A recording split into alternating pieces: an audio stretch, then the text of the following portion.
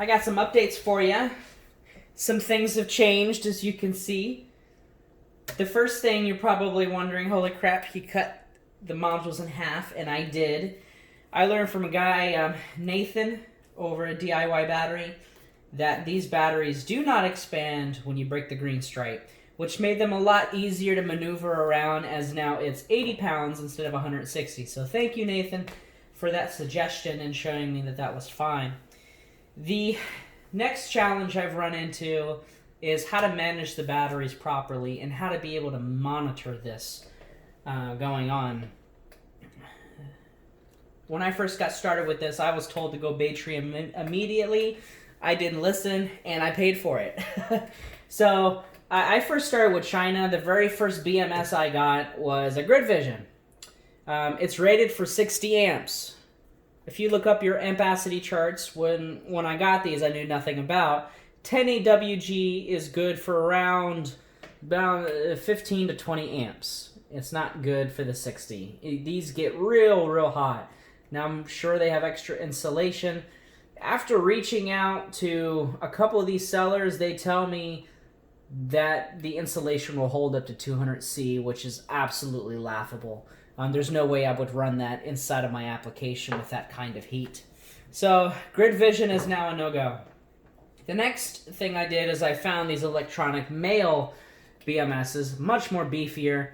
It has an interestingly 7 AWG wire, which is still up to 100 amps. You're going to need a 1/0 AWG wire to be able to run 100 amps. I think that's up to 94.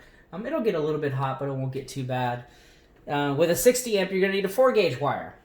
So what you're being sold on eBay may be good as far as what's on board, but the wires you're being given severely limit you as far as what you're able to push. And I have a second one thinking I could double up, and that was a huge no-go. Now, we finally, after spending $170, got something a lot more awesome. Baytrium, I've got 16 Longmons total, and I've got the Baytrium Longmon 4.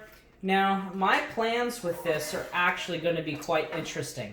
What I plan to do with this is not only be able to monitor this inside of my conversion van, but I also want the ability to be able to initiate cooling as well as heating through tank heating pads that I'm going to put right through here, and I actually have those on the way. So you're going to see a video in a little while of me actually putting these things in, wiring them up to a 40 amp relay, and then wiring that relay up to this switch of sorts so that we can be good to go on that number. This BMS was $862. I was able to get the Watchman for about $150 cheaper on eBay. It was the only one, so I didn't tell anybody about it before I got it. But the Watchmans themselves, $367 Australian, and I think it was around right around $300 US as far as getting that all squared away. The next challenge we've all run into on the DIY battery group and solar DIY talking about these cells are worn unevenly. They will not get the advertised kilowatt hour, which sucks, but in order to fix that, the first problem is if you have this module together, cells 1 and cells 8 are unevenly worn, so the rest of your cells in the middle, they suffer. You're not going to pull the full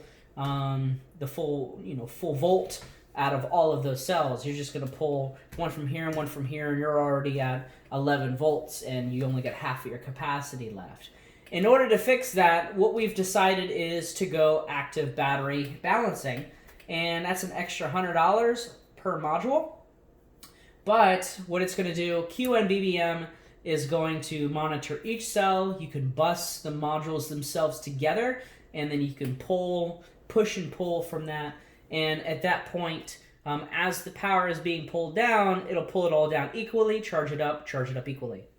And once I'm done with this, I will be charging these modules at 150 amps from the alternator of my conversion van.